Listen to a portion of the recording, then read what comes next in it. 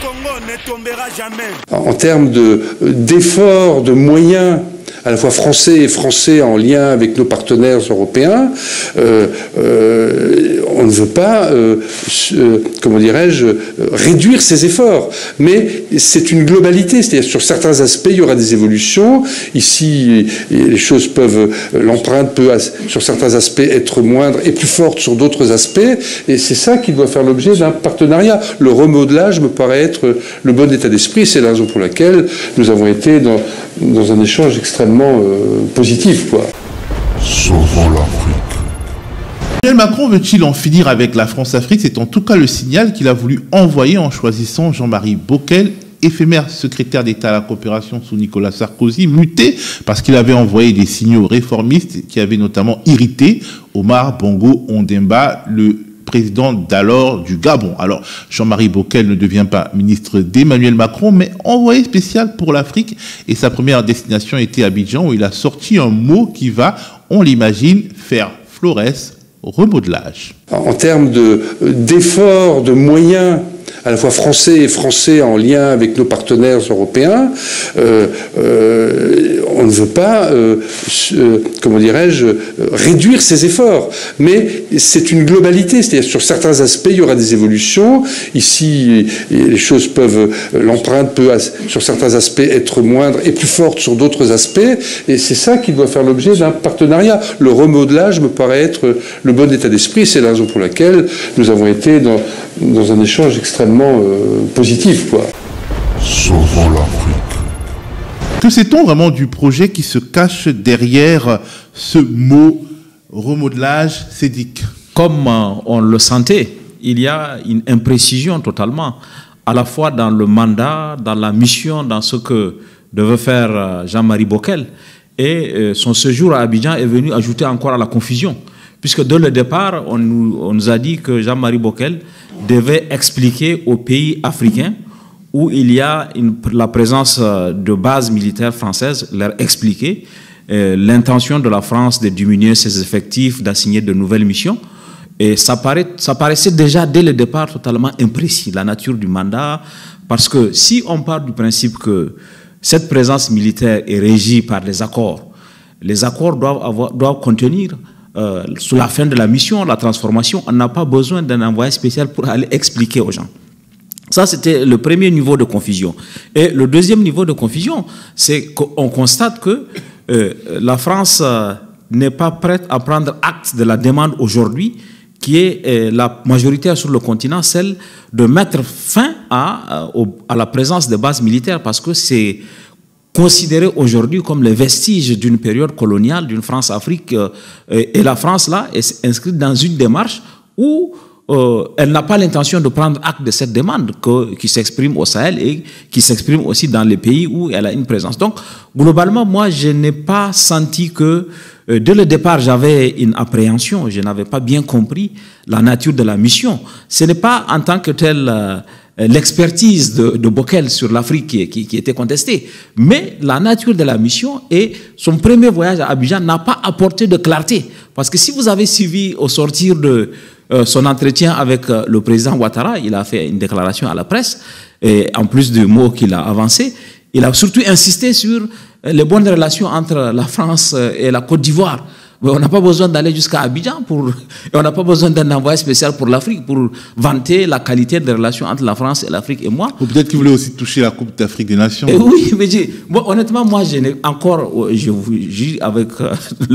le dis avec en toute sincérité, je n'ai pas aujourd'hui perçu la vraie nature de la mission de Bockel, la vraie nature de son mandat et l'utilité même finalement de cette mission. Alors Fabrice, pourquoi un envoyé spécial ça fait déjà très présidentialisme, alors que l'Afrique, une bonne partie de l'Afrique francophone a un problème de présidentialisme.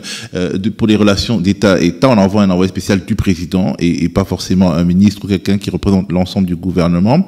Et aussi, pourquoi Jean-Marie Bockel? Est-ce que le symbole n'est pas déjà en quelque sorte démonétisé parce que fut au fond le sarkozysme? Effectivement, c'est sous Sarkozy qu'il a montré des mini-signes de réformisme, mais Sarkozy a été l'aboutissement violent de la France-Afrique la plus meurtrière, et c'est Jean-Marie Bockel que Macron sort.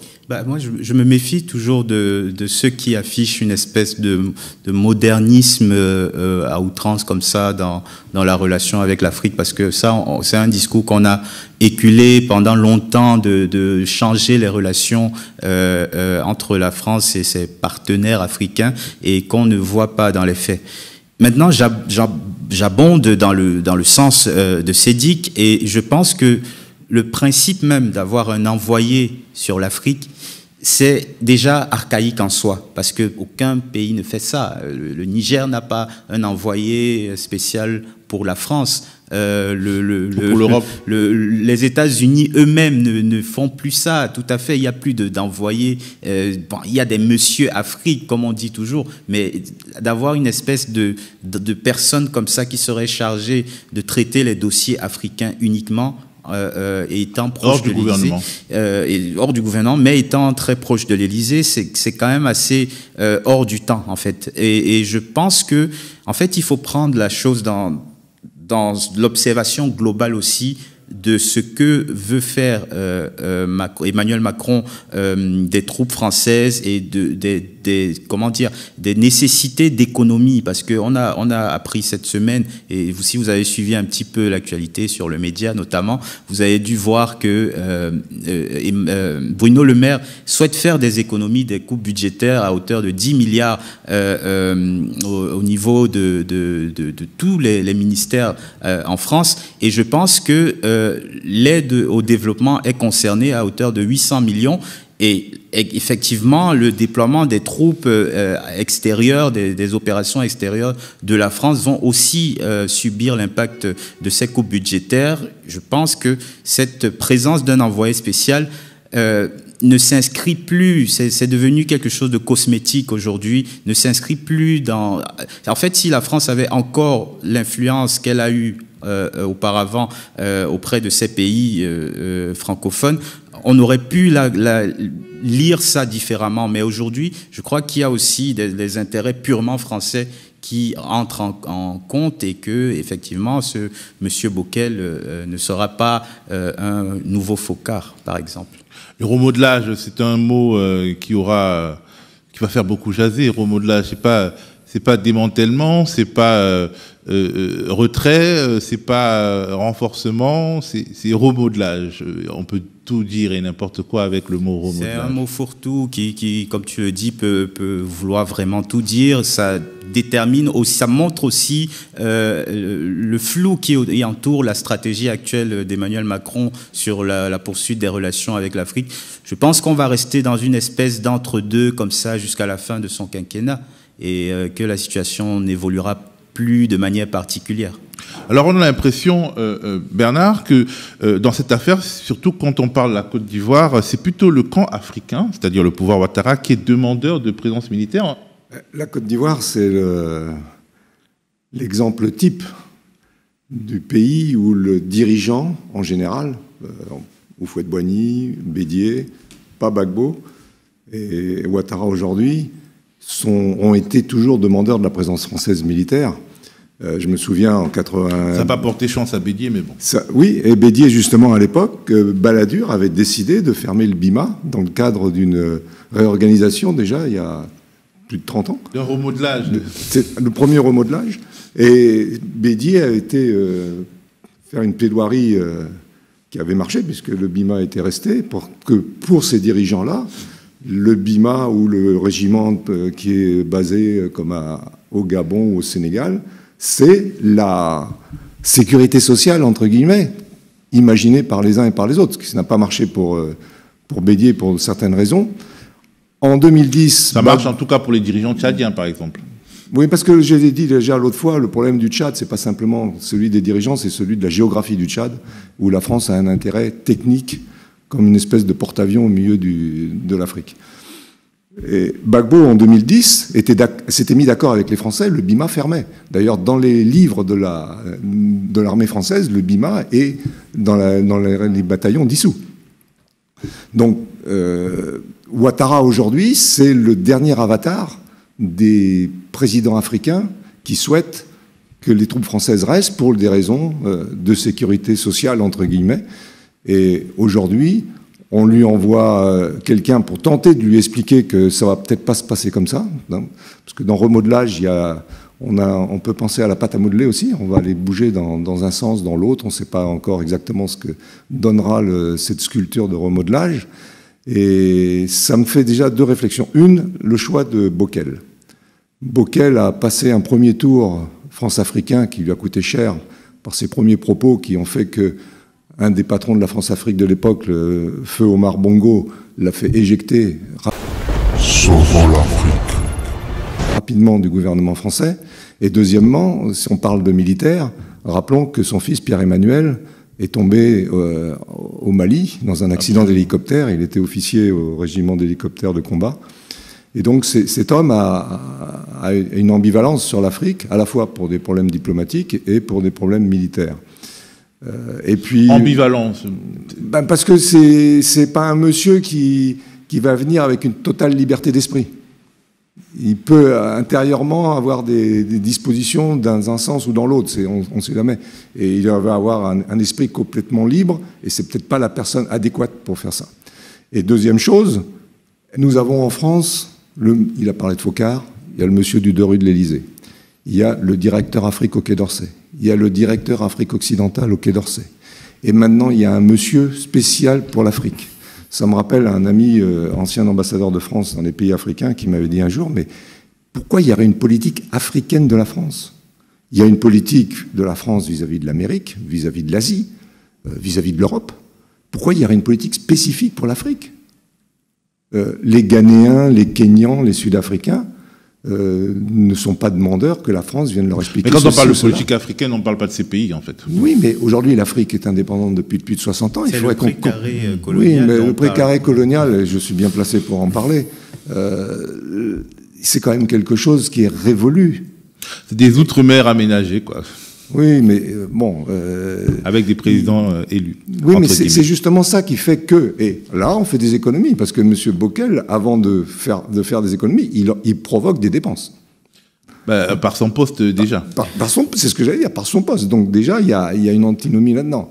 Bon, il a commencé par la Côte d'Ivoire, et il fait son discours en sortant de chez le président Ouattara, avec le frère qui est ministre de la Défense, et le secrétaire Sorosoro, qui est le secrétaire général de la présidence, avec... non, le secrétaire général de la présidence, c'est la nièce de... La nièce, c'est Massera Touré, mais lui, il est le directeur de cabinet de Haddo. On s'y perd dans la famille.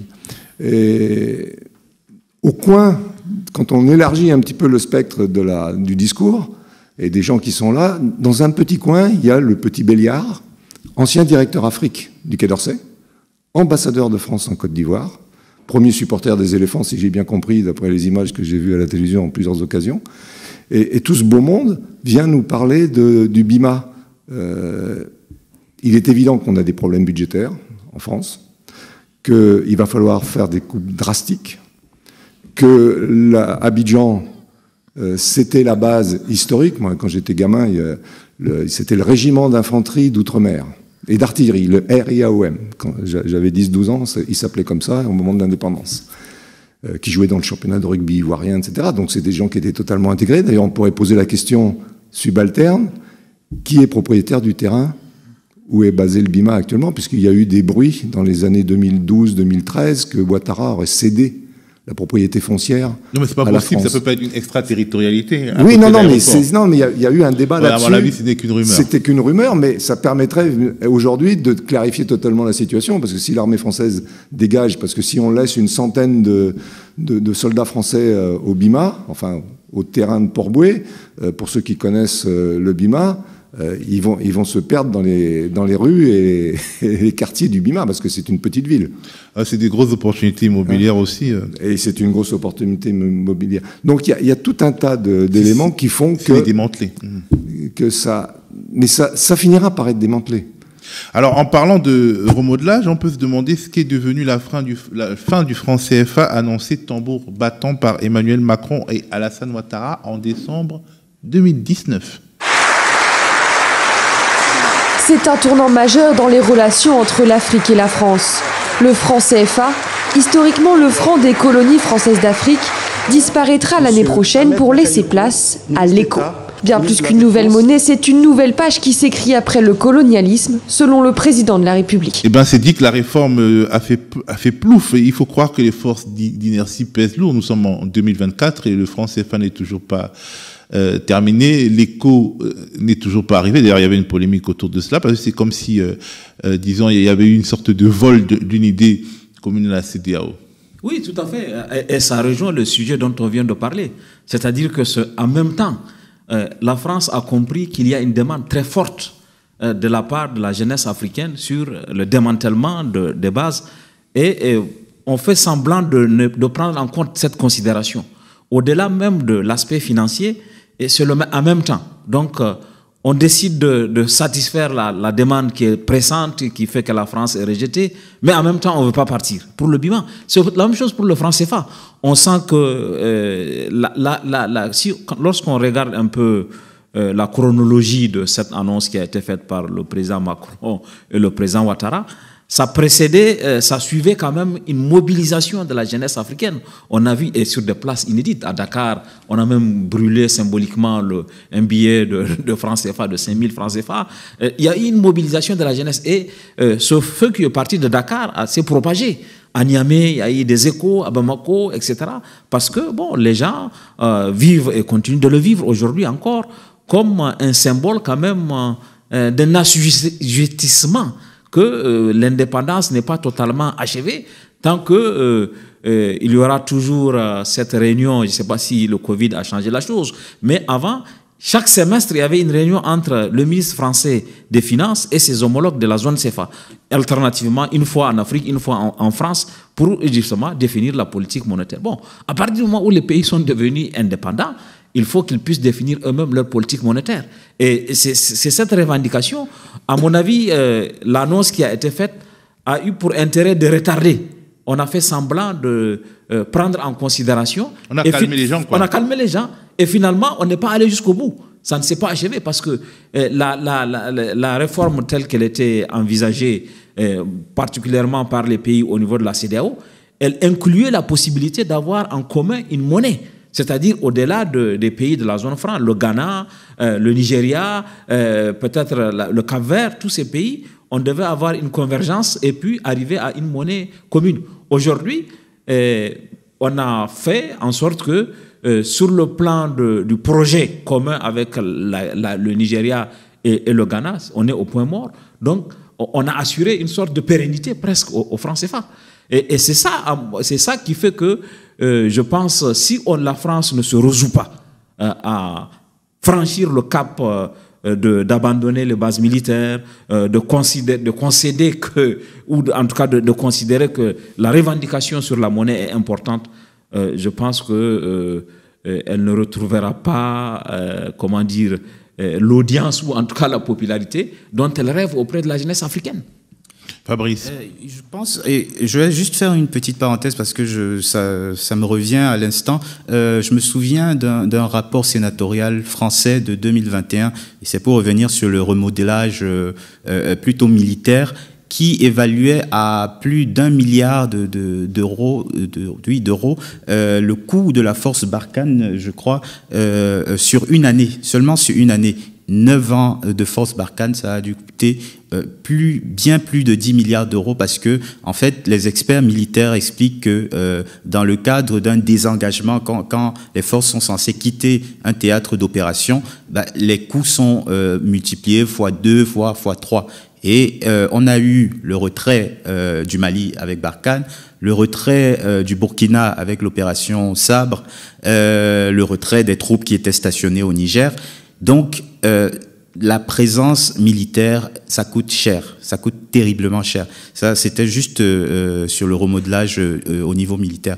Maintenant, sur l'aspect économique et le franc CFA, je crois qu'il faut aussi lire maintenant, aujourd'hui, la situation à la lumière de ce qui s'est passé ces dernières semaines, ces derniers mois avec l'Alliance des États du Sahel et de voir quelle direction, quel avenir aura cette mise en commun, parce que effectivement Niger, Burkina Faso et Mali ont décidé de quitter la CEDEAO, mais font toujours partie de l'union monétaire de l'UEMOA.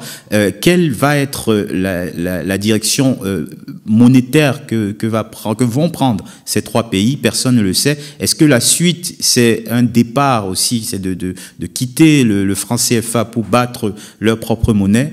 Personne ne le sait, c'est dans les tuyaux, paraît-il. J'écoutais sur RFI Dongo Sambassi, l'économiste sénégalais, qui expliquait que, en soi, du point de vue de leur capacité de production, ces trois pays seraient tout à fait capables de battre monnaie, et qu'on surestime un peu les bénéfices de l'intégration sous-régionale, et que il donnait un chiffre qu'il a calculé, que seulement 7% des pays dans le monde font partie d'une intégration monétaire régionale. Seulement 7%, on s'en rend pas compte parce qu'on a toujours l'idée de l'Union européenne avec l'euro, mais en fait, la grande majorité des pays dans le monde ont leur propre monnaie, adossée certes sur le dollar, mais leur propre monnaie. Nous, on a toujours ce focus-là avec le franc CFA adossé à l'euro et commun à plusieurs pays. Et commun à plusieurs pays d'Afrique francophone, alors que peut-être qu'il y aurait des destins à envisager sur les plans individuels, voire collectifs. Il y a toujours le projet de la zone de libre-échange qui est une autre parade sur le point de vue économique, qui peut donner vraiment une autre perspective, je pense, à l'économie à la fois régionale, mais aussi de ces trois pays que sont le Niger, le Burkina et le Mali. On va s'attarder sur l'économie du Niger un peu plus tard. Alors, Bernard, le mot de la fin sur ce sujet? Du CFA? Non, disons du remodelage. Le CFA fait partie du remodelage parce que c'est même un des piliers. Ça me rappelle une anecdote que j'ai eue avec le président Gbagbo en janvier ou février 2011. J'avais fait venir derrière le rideau un ancien haut cadre de la Banque de France pour venir. On était trois dans le bureau, le président, ce gars et moi. Et le dirigeant de la Banque de France, l'ancien dirigeant de la Banque de France, a expliqué très facilement à Gbagbo comment sortir du CFA dans cette période cruciale post-électorale. Et la première réponse de Gbagbo a été « Mais on sait que la Côte d'Ivoire a sa capacité, et comme disait Fabrice, il y a 93% des pays au monde qui ont leur monnaie. Mais il dit, nous sommes engagés dans une monnaie régionale, et si on la quitte comme ça, on a notre capacité propre, parce que la Côte d'Ivoire est un pays riche, mais quid... Qui exporte beaucoup. Quid de certains autres pays de la zone? Et il a cité nommément le Niger, à l'époque, en disant... Si nous, on sort, on peut déstabiliser le CFA et on va détruire l'économie du Niger, on va détruire l'économie de la Guinée-Bissau. Et il a dit, un jour, quand on aura fini ces problèmes-là, il sera temps, puisque c'est une volonté, si c'est une volonté populaire de sortir de ça, on ira vers la volonté populaire et on mettra en place les conditions pratiques, parce qu'on ne sort pas d'un système monétaire comme ça, on n'est pas au Monopoly, on prend des billets, on les met dans la boîte, on les ressort, etc. Il y a des règles précises. Mais on peut vivre avec sa propre monnaie. J'ai passé 10 mois en Gambie il y a très longtemps. Les gens vivent très bien avec le Dalassi. Vivaient très bien avec le Dalassi à l'époque. Et c'était même Yahya Jammeh qui était président. Et il n'y avait pas de problème monétaire spécifique à la Gambie à l'époque. Le cédi ghanéen aussi. Le cédi ghanéen, il y a d'autres monnaies. Oui, mais ce sont des monnaies qui fluctuent. Et en fait, la zone CFA n'est pas... le franc CFA fluctue. Le problème du franc CFA aujourd'hui aussi, c'est qu'il fluctue selon le rythme de l'euro. Exactement. Et le problème du CFA... C'est moins accidenté quand même que celui du CEDI. C'est moins accidenté, mais des fois, quand l'euro court à une certaine vitesse, le CFA est obligé de courir à la même vitesse. Et puis ce n'est pas parfait, mais la monnaie, la nouvelle monnaie que pourraient créer les pays d'Afrique de l'Ouest et d'Afrique centrale pourrait être adossée au dollar. Enfin, non, mais sans parler du dollar. Un panier, on pense ou à un panier de devises. Il y avait une chose que, d'ailleurs, c'était la conférence des chefs d'État de la CEDEAO qui avait confié le dossier à Gbagbo à l'époque. C'était de créer un fonds africain, un peu comme il existe le fonds norvégien pour le pétrole, comme ceux que Kadhafi avait montés en Libye, etc., en disant chaque pays peut apporter ses capacités propres. Le Niger, l'uranium, Le Niger, l'uranium, mais aussi les hydrocarbures. Les hydrocarbures, parce que le Niger, dit à quelques le Niger de 2010 n'avait pas des hydrocarbures, et aujourd'hui, ça change les choses en termes de devises. Les moyens techniques d'aller les chercher. C'est surtout ça. Parce que... non, le pipeline est déjà arrivé jusqu'au port de Cotonou. Mais les recherches pétrolières au Niger feront qu'un jour le Niger pourra être un pays pétrolier, parce que s'il y a du pétrole... C'est déjà un petit pays pétrolier. Il y a plus de pétrole aujourd'hui au Niger qu'en Côte d'Ivoire. C'est pas un problème d'État, c'est un problème de zone géographique. On est dans le Sahara et c'est une mer d'hydrocarbures. Je pense aussi, je ne vais pas être long, mais battre monnaie, créer sa propre monnaie, c'est quelque chose. Avoir un modèle économique qui favorise sa population, c'est autre chose. Si on lance une monnaie pour avoir le même modèle économique que le franc CFA, le même modèle économique ultra-libéral, j'ai quelques doutes quand même. Très extraverti, effectivement. J'ai quelques doutes sur l'avenir de ce que serait cette nouvelle monnaie.